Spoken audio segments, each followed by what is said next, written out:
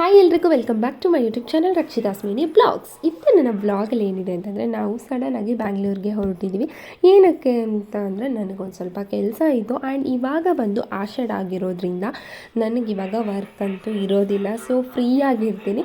ಹಾಗಾಗಿ ಬೆಂಗಳೂರು ಟ್ರಿಪ್ ಮಾಡೋಣ ಅಂತ ಹೇಳಿಬಿಟ್ಟು ಆಲ್ರೆಡಿ ಪ್ಲ್ಯಾನ್ ಮಾಡ್ಕೊಂಡಿದ್ದೆ. ಬಟ್ ಅದೇ ಟೈಮಿಗೆ ಸೊ ನನಗೆ ಮಾಸ್ಟರ್ ಕ್ಲಾಸ್ ಆಪರ್ಚುನಿಟಿ ಸಿಕ್ಕಿದ್ರಿಂದ ಸೊ ಹಾಗಾಗಿ ನಾನು ಮಾಸ್ಟರ್ ಕ್ಲಾಸ್ನ ಅಟೆಂಡ್ ಮಾಡೋಣ ಅಂತ ಹೇಳಿಬಿಟ್ಟು ಒಂದು 20 ಡೇಸ್ ಪ್ಲ್ಯಾನ್ ಮಾಡಿಕೊಂಡು ಹೊರಟಿದ್ದೀವಿ ಬೆಂಗಳೂರಿಗೆ. ಆ್ಯಕ್ಚುಲಿ ಬೆಳಗ್ಗೆ ಅರ್ಲಿ ಮಾರ್ನಿಂಗ್ 6 o'clock ನಾವು ಮನೇನ ಬಿಟ್ವಿ.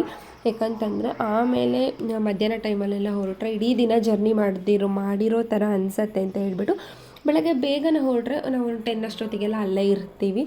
ಸೊ ಆರಾಮಾಗಿ ಜರ್ನಿ ಮಾಡಿದ್ದು ಅಷ್ಟು ಬೇಗ ಗೊತ್ತಾಗೋದಿಲ್ಲ ಅಂದ್ಕೊಂಡು ತುಂಬ ಬೇಗನೆ ಹೊರಟ್ವಿ. ಹೇಳಿದ್ನೆಲ್ಲ ಇಂಟೆನ್ಷನ್ ಬಂದು ನಾನು ಮಾಸ್ಟರ್ ಕ್ಲಾಸಸ್ನ ತೊಗೊಂಡಿದ್ದೆ. ಸೊ ಹಾಗಾಗಿ ಅದನ್ನು ಅಟೆಂಡ್ ಮಾಡೋದಕ್ಕಿತ್ತು. ಆ್ಯಂಡ್ ಅದಲ್ದಲ್ಲೇ ಇನ್ನು ನೆಕ್ಸ್ಟ್ ಬಂದು ಸೀಸನ್ ಶುರುವಾಗೋದ್ರಿಂದ ನನಗೆ ಸ್ವಲ್ಪ ಪ್ರಾಡಕ್ಟ್ಗಳು ತೊಗೊಳಕ್ಕಿತ್ತು, ಹಾಗಾಗಿ ಹೊರಟಿದ್ದು.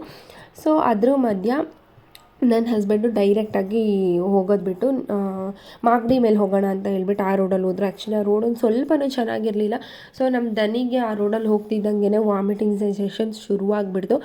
ಆ್ಯಕ್ಚುಲಿ ಎಲ್ಲಿಗೆ ಹೊರಟ್ರು ನನಗೊಂದು ತಲೆ ಬಿಸಿ ಅಂದರೆ ಇವಳು ಎಲ್ಲಿ ವಾಮಿಟ್ ಮಾಡಿಬಿಡ್ತಾಳೆ ಅಂತ. ಯಾಕಂತಂದರೆ ಇವಾಗ ಜಾಸ್ತಿ ವಾಮಿಟ್ ಮಾಡ್ತಾಳೆ. ಅದ್ರ ಮಧ್ಯೆ ನನ್ನ ಹಸ್ಬೆಂಡು ಕಾರ್ ಡೋರ್ ಹಾಕೋಕ್ಕೋಗಿ ಕೈನ ಡೋರಿಗೆ ಸಿಕ್ಕಾಕ್ಸ್ಕೊಬಿಟ್ಟಿದ್ರು. ಸೊ ಅದು ಬೇರೆ ಅವ್ರಿಗೆ ನೋವಾಗ್ತಾಯಿತ್ತು.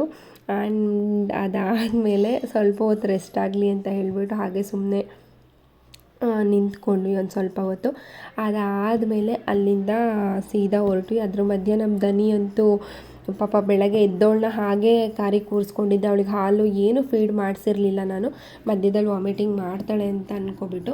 ಅದು ನಾವು ಡೈರೆಕ್ಟ್ ರೋಡಲ್ಲಿ ಅಂದರೆ ಹೈವೇ ರೋಡಲ್ಲಿ ಬಂದಿದ್ರೆ ಅವಳಿಗೆ ಖಂಡಿತ ವಾಮಿಟ್ ಆಗ್ತಿರಲಿಲ್ಲ. ಬಟ್ ನಾವು ಬಂದಿದ್ದು ಮಾಗಡಿ ಮೇಲೆ, ಹಾಗಾಗಿ ಅಲ್ಲಿ ರೋಡ್ ಕನ್ಸ್ಟ್ರಕ್ಷನ್ ಇನ್ನೂ ಆಗಿರಲಿಲ್ಲ. ಕನ್ಸ್ಟ್ರಕ್ಷನ್ ಆಗಿರ್ಬೋದು ಅಂತ ಅಂದ್ಕೊಂಡು ಆ ರೋಡಲ್ಲಿ ಬಂದ್ವಿ.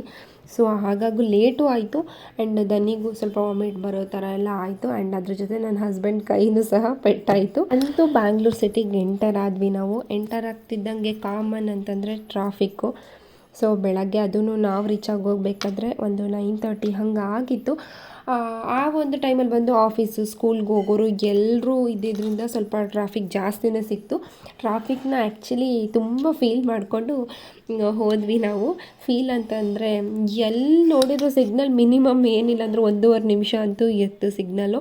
ಸೊ ಎಲ್ಲಿ ಹೋದ್ರೂ ಸಿಗ್ನಲ್ಗಂತೂ ಸಿಕ್ಕಾಕೊಳ್ತಾ ಇದ್ವಿ ನಾವು.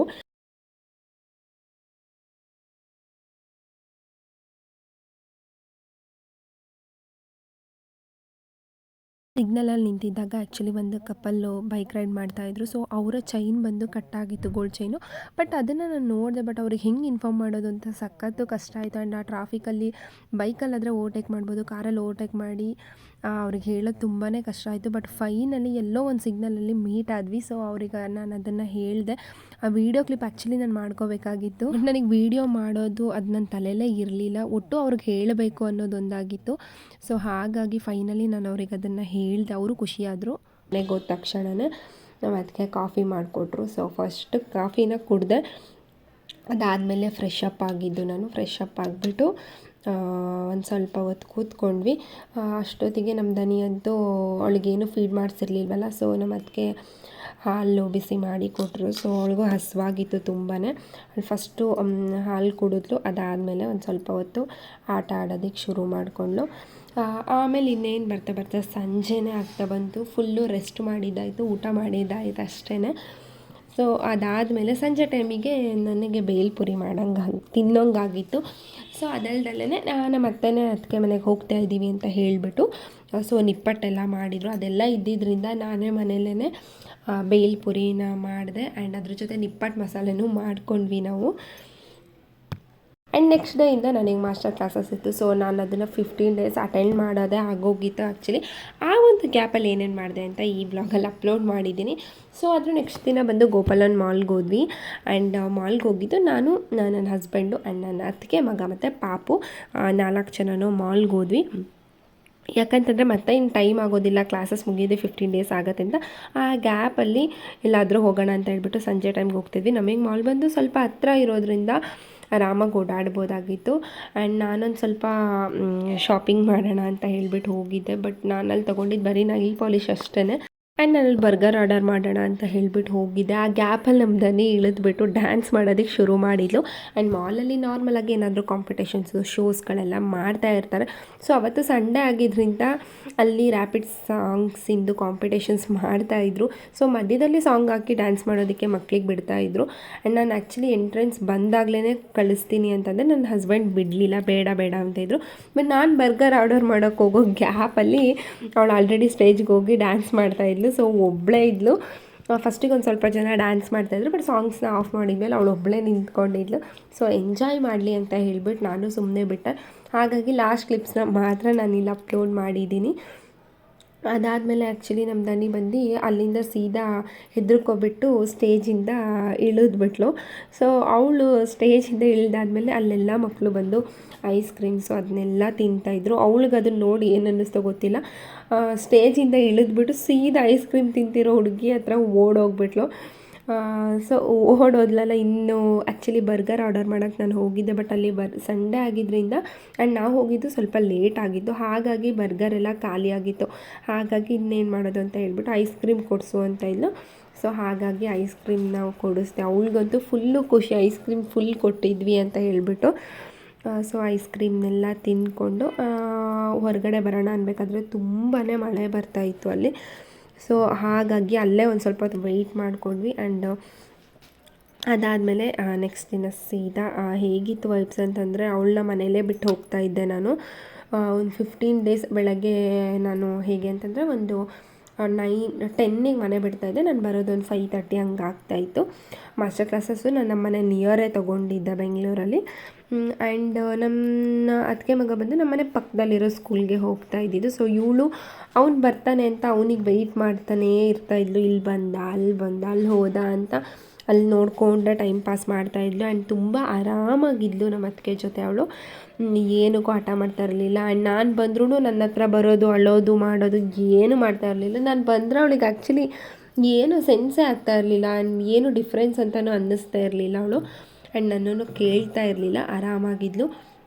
ಆ್ಯಂಡ್ ಅವಳು ಹೇಗೆ ಅಂತಂದರೆ, ಯಾರು ಇವನ್ ನಾನಿಲ್ಲ ಅವರಪ್ಪ ಇಲ್ಲ ಅಂತಂದ್ರೂ ಅವಳು ಹಠ ಮಾಡೋದಿಲ್ಲ. ಅವಳಿಗೆ ಅಂದರೆ ನಾನು ಅವಾಗಿಂದ ಆರ್ಡರ್ಸ್ಗೆಲ್ಲ ಬಿಟ್ಟು ಹೋಗ್ತಿದ್ದರಿಂದ ಅವಳಿಗೆ ಸ್ವಲ್ಪ ಅಭ್ಯಾಸ ಇತ್ತು. ಸೊ ಹಾಗಾಗಿ ಕೇಳೋದು ಮಾಡೋದು ಏನೂ ಮಾಡಲ್ಲ. ಅವಳಿಗೆ ನಾವು ಸಂಜೆ ಆದರೆ ಮನೆಗೆ ಬರ್ತೀವಿ ಅಂತ ಅವಳಿಗೆ ಗೊತ್ತು. ಹಾಗಾಗಿ ನಾವು ಹೋಗ್ಬೇಕಾದ್ರೂ ಬಾಯಿ ಮಾಡಿ ಕಳಿಸ್ತಾ ಇದ್ಲು ಅವಳು. ಸೊ ಇಲ್ಲಿ ಕಾಂಪೌಂಡ್ ಹತ್ರ ಒಂದು ಮರ ಇತ್ತು, ಇದೇನು ದೇವ್ರಿಗೆ ಮುಡಿಸೋ ಹೂವು ಅಂತ ಇದು ತುಂಬ ಶ್ರೇಷ್ಠ ಅಂತ. ಈ ಹೂವನ್ನು ಅವಳೊಂದು ಕುಯ್ತಾ ಇದ್ಲು ಅಂದರೆ ಒಂದು ಹೂವು ಬಿಡ್ತಾ ಇರಲಿಲ್ಲ, ಇವನ್ ಮೊಗ್ಗು ಬಿಡ್ತಾ ಇರಲಿಲ್ಲ. ಬೆಳಗ್ಗೆ ಆದ ತಕ್ಷಣ ನಾನು ಹೂ ಕುಯ್ಬೇಕು ಅಂತ ಒಂದು ಬಟ್ಲು ಇಟ್ಕೊಂಡು ಓಡೋಗೋಳು. ಸೊ ಹೂ ಕುಯ್ಕೊಂಡು ಆರಾಮಾಗಿ ಆಟ ಆಡಿಕೊಂಡು ಎಂಜಾಯ್ ಮಾಡಿಕೊಂಡು ಆ್ಯಂಡ್ ಅವಳು ಆಡ್ಕೊಂಡಿದ್ಲು ನಮ್ಮ ದನಿ. ನನಗಂತೂ ನಿಜವಾಗ್ಲೂ ಹಿಂಸೆ ಅಂತ ಕೊಟ್ಟಿಲ್ಲ ಅವಳು. ಬಟ್ ಅಷ್ಟು ದಿವಸದಲ್ಲಿ ಒಂದೇ ದಿನ ಅವಳು ನನಗೆ ಹಿಂಸೆ ಅಂತ ಮಾಡಿದ್ದು ಬಿಟ್ಟರೆ ಎಲ್ಲ ನಾರ್ಮಲ್ ಡೇಸಲ್ಲಿ ತುಂಬ ಚೆನ್ನಾಗಿ ಆರಾಮಾಗಿದ್ಲು. ಜೊತೆ ಅವಳಿಗಂತೂ ಬ್ಯಾಂಗಲ್ ಬಂಗಾರಿ ಸಾಂಗು ಸೋತೆ ಹೋದೆ ಈ ಸಾಂಗ್ನ ಹಾಕ್ಕೊಟ್ರೆ ಅಂತೂ ಇಡೀ ದಿನ ಬೇಕಾದರೆ ಟಿ ವಿ ಮುಂದೆನೇ ಕೂತ್ಕೊಂಡಿದ್ದೆ.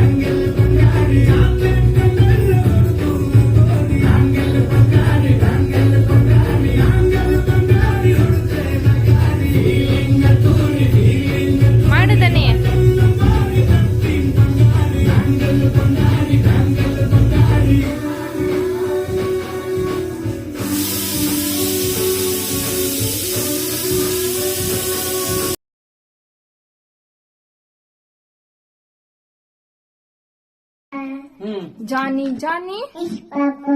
eating sugar, No, Papa. telling lies. No, Papa. Open your mouth. Very good. ನಾಯಿ ಮರಿ ತಿಂಡಿ ಬೇಕು, ತೀರ್ಥ ಬೇಕು, ತಿನ್ನಬೇಕು. ಎಲ್ಲ ಬೇಕು. ಬೇಕು.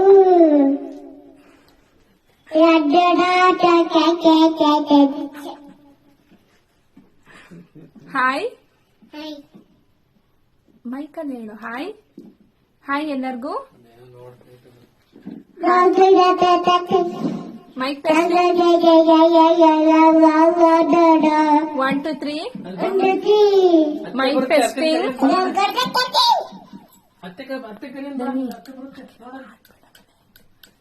1 2 3. ಆರಿ ವೆಲ್ಕಮ್. ಆ್ಯಂಡ್ ಅದರ ನೆಕ್ಸ್ಟ್ ದಿನ ಬಂದು ನಾನು ಕ್ಲಾಸಸ್ನೆಲ್ಲ ಮುಗಿಸ್ಕೊಂಡು ಸಂಜೆ ಬಂದಾದಮೇಲೆ ಸೊ ಚಿಕ್ಕಪೇಟೆಗೆ ಅಂತ ಹೇಳ್ಬಿಟ್ಟು ಹೋದ್ವಿ. ಏನಕ್ಕೆ ಅಂದರೆ ಮತ್ತೆ ನಮಗೆ ಟೈಮ್ ಇರಲ್ಲ ಅಂತ ಹೇಳಿಬಿಟ್ಟು. ಸೊ ಆ ಗ್ಯಾಪಲ್ಲಿ ಒಂದೊಂದು ದಿನ ಒಂದೊಂದು ಕಡೆ ಹೋಗಿ ನನ್ನ ಕೆಲಸನ ಮುಗಿಸ್ಕೊ ಬರ್ತಾಯಿದ್ದೆ.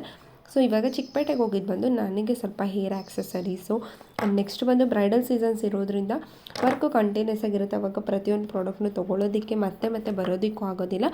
ಸೊ ಹಾಗಾಗಿ ಚಿಕ್ಕಪೇಟೆಗೆ ಹೋದ್ವಿ. ಹೋಗ್ತಿದ್ದಂಗೂ ಸಿಕ್ಕಾಪಟ್ಟೆ ರಶ್ಶು. ಆ್ಯಂಡ್ ನಾವು ಹೋಗೋ ಟೈಮಿಂಗ್ಸ್ ಬಂದು 6:30 ಹಂಗೆ ಆಗೋಗಿತ್ತು ಸಂಜೆ. ಆ್ಯಂಡ್ ಆ ಗ್ಯಾಪಲ್ಲಿ ಅವ್ರು ಹೆಂಗೆ ನುಗ್ತಾರೆ ಅಂತ ಅಂದರೆ ನಿಜವಾಗ್ಲೂ ಹೇಳ್ತೀನಿ, ಅವರೇ ಕರ್ಕೊಂಡೋಗಿ ನಮ್ಮನ್ನು ಅವರೇ ವಾಪಸ್ ತಂದು ಬಿಡ್ತಾರೆ. ಇನ್ನೇನಾದರೂ ಈ ಸೀಸನಲ್ಲಿ ನೀವು ಈಗ ವರಮಹಾಲಕ್ಷ್ಮಿ ಹಬ್ಬ ಈ ಥರ ಟೈಮಲ್ಲಿ ಏನಾದರೂ ಹೋದರೆ ನೀವೇನು ತೊಂದರೆ ತೊಗೊಳ್ಳೋದೇ ಬೇಡ. ನೀಟಾಗಿ ಅವರೇ ಕರ್ಕೊಂಡೋಗಿ ವಾಪಸ್ ಕರ್ಕೊಂಡು ಬಂದಿರ್ತಾರೆ. ವೆಹಿಕಲ್ ಹೋಗೋದಕ್ಕೋ ಜಾಗ ಇರೋದಿಲ್ಲ, ಹಾಗಿರುತ್ತೆ. ಆ್ಯಂಡ್ ನಾನು ಯಾವಾಗ್ಲೂ ಅಂದರೆ ಹೇರ್ ಆಕ್ಸೆಸರೀಸ್ನೆಲ್ಲ ತೊಗೊಳ್ಳೋ ಜಾಗಕ್ಕೇ ಹೋಗ್ಬಿಟ್ಟು ಈ ಸಲನೂ ನಾನು ಶಾಪ್ ಮಾಡಿದ್ದು. ಆ್ಯಂಡ್ ಇಲ್ಲಂತೂ ತುಂಬಾ ಚೆನ್ನಾಗಿರುತ್ತೆ. ಇದು ಚಿಕ್ಕಪೇಟೆಯಲ್ಲಿರುವಂತಹ ರಣುಜಾ ನಾವೆಲ್ಟಿ ಅಂತ ಈ ಒಂದು ಶಾಪಲ್ಲಿ ನಾನು ಯಾವಾಗಲೂ ಶಾಪ್ ಮಾಡ್ತೀನಿ.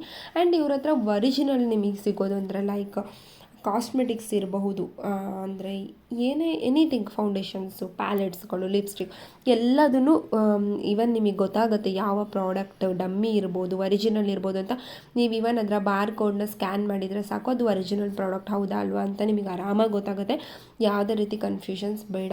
ಆ್ಯಂಡ್ ಇಲ್ಲಿನೂ ಸಹ ಆಫರ್ಗಳು ತುಂಬ ಚೆನ್ನಾಗಿರುತ್ತೆ. ನೀವು ಏರ್ ಎಕ್ಸ್ಟೆನ್ಷನ್ಸ್ ಮೇಲೆಲ್ಲ ಒಳ್ಳೆ ಬೆನಿಫಿಟ್ ಆಫರ್ಸ್ಗಳನ್ನ ತೊಗೊಂಡು ಪರ್ಚೇಸ್ ಮಾಡ್ಬೋದು. ಆ್ಯಂಡ್ ನಮಗಂತೂ ತುಂಬ ಯೂಸ್ ಆಗುತ್ತೆ. ಯಾಕಂತಂದರೆ ನಾವು ಕಸ್ಟಮರ್ಸ್ಗೆ ಎಲ್ಲ ಬಿಟ್ಟು ಬರೋದ್ರಿಂದ ಸೊ ನಮಗೆ ವರ್ತ್ ಆಗುತ್ತೆ ಇಂಥಲ್ಲಿ ಅಂದರೆ. ಆ್ಯಂಡ್ ಇಲ್ಲಿ ಹೇಗೆ ಆಫರ್ಸ್ ಅಂದರೆ ನೀವು ಒಂದೊಂದು ಸಿಂಗಲ್ ಪೀಸ್ನ ತೊಗೋತೀವಿ ಅಂದರೆ ನಿಮಗೆ ಆಫರ್ಸ್ಗಳು ಖಂಡಿತ ಸಿಗೋಲ್ಲ. ಬಲ್ಕಲ್ಲಿ ತೊಗೋತೀವಿ ಅನ್ನೋ ಹಾಗಿದ್ರೆ ಲೈಕ್ ಈಗ ಒಂದು 10 ಪೀಸ್ ಆ ಥರ ತೊಗೋತೀವಿ ಅಂದರೆ ನಿಮಗೆ ಆಫರ್ಗಳು ತುಂಬ ಚೆನ್ನಾಗಿರುತ್ತೆ. ಸೊ ನಾನು ಇದಿಷ್ಟು ಐಟಮ್ನ ಪರ್ಚೇಸ್ ಮಾಡಿದೆ. ಆ್ಯಂಡ್ ಒಂದು 13,000-14,000 ಸಾವಿರ ಆಯಿತು ಬಿಲ್ಲು. ನನಗೊಂದು ಕ್ಯೂಟಾಗಿರೋ ಒಂದು ಪರ್ಸ್ನ ಗಿಫ್ಟಾಗಿ ಕೊಟ್ಟರು ಅವರು. ಸೊ ಅದನ್ನು ತೊಗೊಬಂದು ಅದರ ನೆಕ್ಸ್ಟ್ ಹೋಗಿದ್ದು ಸ್ಯಾರಿ ಶಾಪ್ ಮಾಡೋಣ ಅಂತ ಹೇಳಿಬಿಟ್ಟು. ಸೊ ಭೈರಪ್ಪ ಸಿಲ್ಕ್ಸಿಗೆ ಹೋದ್ವಿ. ಆ್ಯಂಡ್ ನನ್ನ ಮದುವೆಯಲ್ಲೂ ಸಹ ನಾನು ಇದೇ ಅಂಗಡಿಲೇ ಬಟ್ಟೆ ತೊಗೊಂಡಿದ್ದು. ಸೊ ಈಗಲೂ ಇಲ್ಲೇ ಟ್ರೈ ಮಾಡೋಣ ಅಂತ ಹೇಳ್ಬಿಟ್ಟು ಹೋದ್ವಿ. ಆ್ಯಂಡ್ ಪಾಪ ನಾವು ಕೇಳಿದ ಥರನೇ ಅವರು ತೋರಿಸಿದ್ರು. ಆ್ಯಂಡ್ ನನ್ನ ಒಂದು ರೆಫರೆನ್ಸ್ ವೀಡಿಯೋ ಇತ್ತು, ಸೊ ಅದನ್ನು ತೋರಿಸ್ದೆ. ಸೊ ಅದು ಸ್ಟಾಕ್ಔಟ್ ಆಗಿತ್ತು. ಹಾಗಾಗಿ ಫೈನಲಿ ನಮ್ಮ ಅತ್ತಿಗೆಗಾದರೂ ಒಂದು ಸ್ಯಾರಿ ತೊಗೊಳ್ಳೋಣ ಅಂತ ಹೇಳ್ಬಿಟ್ಟು ನೋಡಿದ್ವಿ, ಲೈಕ್ ವರಮಹಾಲಕ್ಷ್ಮಿ ಹಬ್ಬಕ್ಕೆ ಅಂತ ಹೇಳ್ಬಿಟ್ಟು. ಸೊ ನೋಡಿಬಿಟ್ಟು ಆ್ಯಂಡ್ ತುಂಬ ಏನಂದರೆ ಹುಡುಕಿ ಆ್ಯಕ್ಚುಲಿ ಅವರೇ ಹುಡುಕಿ ತೊಗೊಳೋದಕ್ಕೆ ಬಿಟ್ಟರು. ಆ್ಯಂಡ್ ಟೈಮ್ ಬಂದು 8 ಆಗಿತ್ತು. ಸೊ ಅಂಗಡಿ ಕ್ಲೋಸಿಂಗ್ ಟೈಮು ಬಂದಿತ್ತು. ಹಾಗಾಗಿ ನಾವೇ ನೋಡಿ ಒಂದು ಸ್ಯಾರಿನ ತೊಗೊಂಡು ಅದಾದಮೇಲೆ ಲಾಸ್ಟ್ ಡೇ ಬಂದು ನನಗೆ ಎಕ್ಸಾಮ್ ಡೇ ಇತ್ತು ಆ್ಯಂಡ್ ನೋಟ್ಸ್ ಬರೆಯೋದಕ್ಕಿತ್ತು. ಎಕ್ಸಾಮ್ ಡೇ ನೋಟ್ಸ್ ಬರೆದು ಆ್ಯಂಡ್ ಪೋರ್ಟ್ಫೋಲಿಯೋ ಶೂಟ್ ಮಾಡಿ ಸರ್ಟಿಫಿಕೇಟ್ನೆಲ್ಲ ಇಸ್ಕೊಂಡು ಸೀದಾ ಹಾಸನ ಕಡೆ ಬಂದಿದ್ದಾಯಿತು ನಾನು. ಆ್ಯಂಡ್ ಎಲ್ಲರೂ ಒಂದೇ ಕೇಳಿದ್ದು ಯಾಕೆ ಇಷ್ಟು ಬೇಗ ಹೋದೆ ಅಂತ ಹೇಳ್ಬಿಟ್ಟು. ಸೊ ನಮ್ಮ ಮಾವನಿಗೆ ಒಂದು ಸ್ವಲ್ಪ ಹೆಲ್ತ್ ಇಶ್ಯೂ ಆಗಿತ್ತು ಅಂತ ಹೇಳ್ಬಿಟ್ಟು ನಾವು ಸಡನ್ನಾಗಿ ಹಾಸನಿಗೆ ಬಂದ್ವಿ. ಸೊ ಇದಿಷ್ಟು ನನ್ನ ಬೆಂಗಳೂರಿನ ಬ್ಲಾಗ್ ಆಗಿತ್ತು. ನೆಕ್ಸ್ಟ್ ವಿಡಿಯೋದಲ್ಲಿ ಸಿಗ್ತೀನಿ. ಟಾಟಾ ಬಾಯ್.